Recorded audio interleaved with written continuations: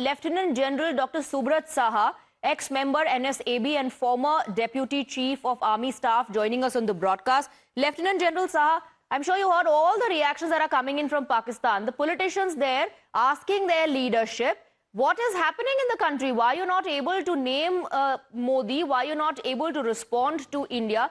The politician also makes it clear that there are some here sitting in the front row who will run to Dubai, others will run they will run and go to London, while we will have to deal with the situation, and the calm of Pakistan does not stand with you. A very clear message coming in for the Pakistani leadership that there is no trust left in the establishment.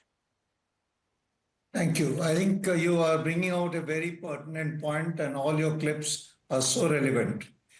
See, Asif Munir has launched this operation in Pahalgam, thinking that he will use it to bring the nation together. He used it to, cover up their failures in Balochistan, their failures against Tehreek-e-Taliban Pakistan, their failures along the Western Front, and the divided polity in Pakistan. Now you're seeing the people Pakistan have seen what a mess he has got his country into, and along towing his line, Shehbaz Sharif. So therefore, you are hearing these noises because all these people know that this is the state where this delusional chief, and you can see how deranged, if I can use that word, the defense minister is in what is blurting out in the Nationalist Assembly on what they are doing or they are not doing. And if you see the actions on the ground, you do a horrific attack in Pahalgam, and now along the line of control, all you're doing is killing innocent civilians on the Indian side. And elsewhere, all the drones and missile attacks are a complete failure. And if you see what has been communicated very categorically by the Air Force officer in the briefing today, that our attacks which were carried out, all four of them, were against air defense systems. It's very clear that the targeting has now shifted from terrorist infrastructure to Pakistan's military installations. If you recall the press release that had come from the Ministry of Defense at 1:44 a.m. on the night of Operation Sindoor, it had stated categorically that we have targeted terrorist infrastructure.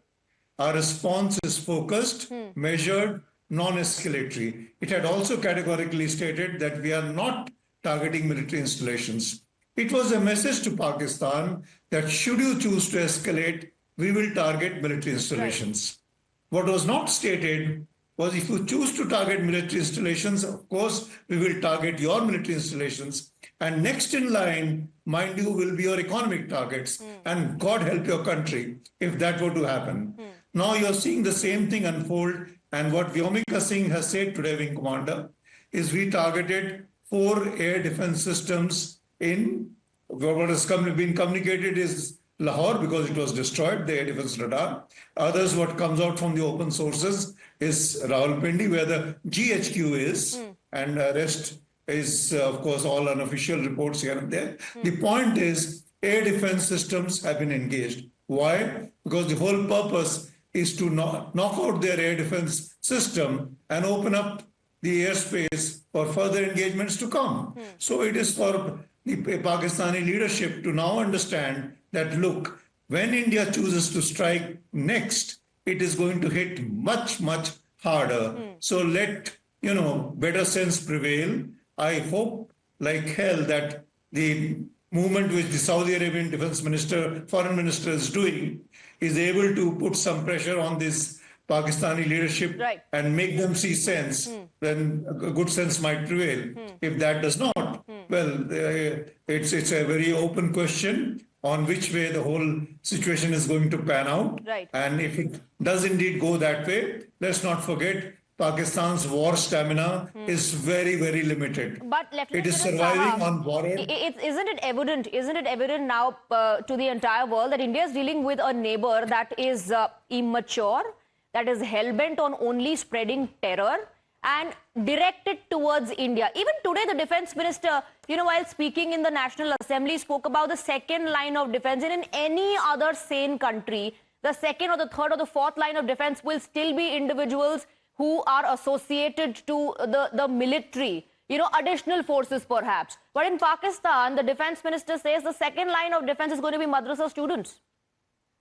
It just shows the mindset, how, how can any sane mind think of putting children studying in schools to defend your country in this manner? I mean, which age is this gentleman, if I can call him that? I said it's a delusional army chief supported by a deranged defense minister who's trying to defend him politically in the parliament. I mean, it is absolutely preposterous. Also, sir, what kind of training is being given to these students in madrasas? And was he talking about the madrasas or rather the centers that were hit by India? Are those kind of training centers being referred to?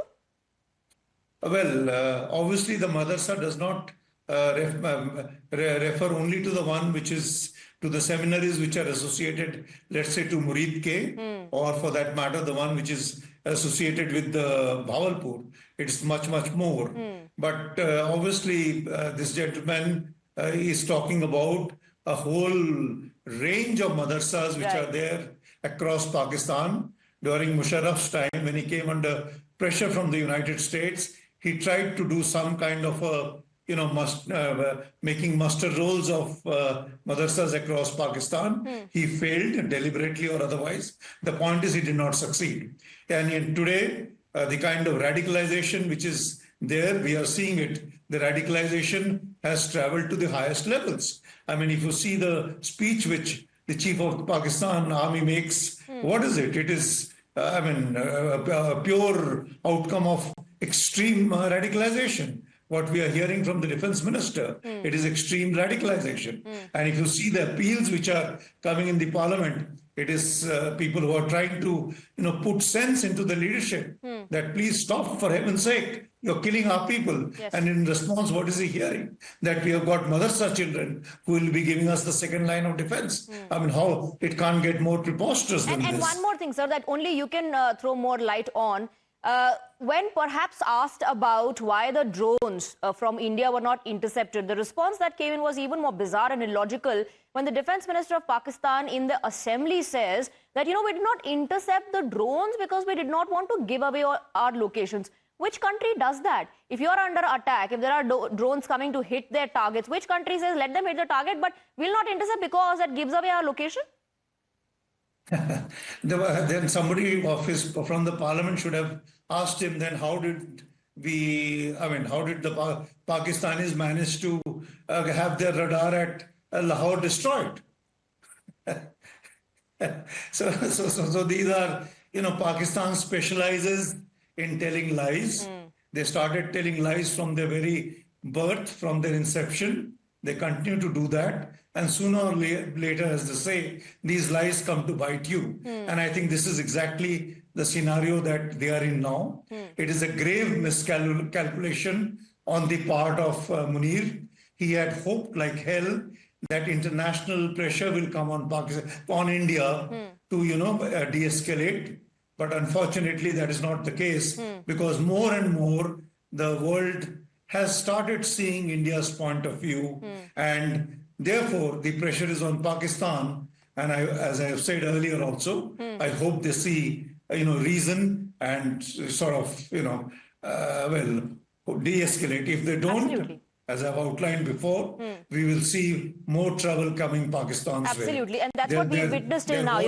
Nobody preaching India, nobody actually making a case for Pakistan. Only those countries saying de-escalate perhaps are the all-weather friends of Pakistan, or perhaps don't have to ever share their borders with a country like that. Lieutenant General Saha, thank you very much for joining us, sir. Thank you for your perspective and thank you for taking all the questions. Thank you.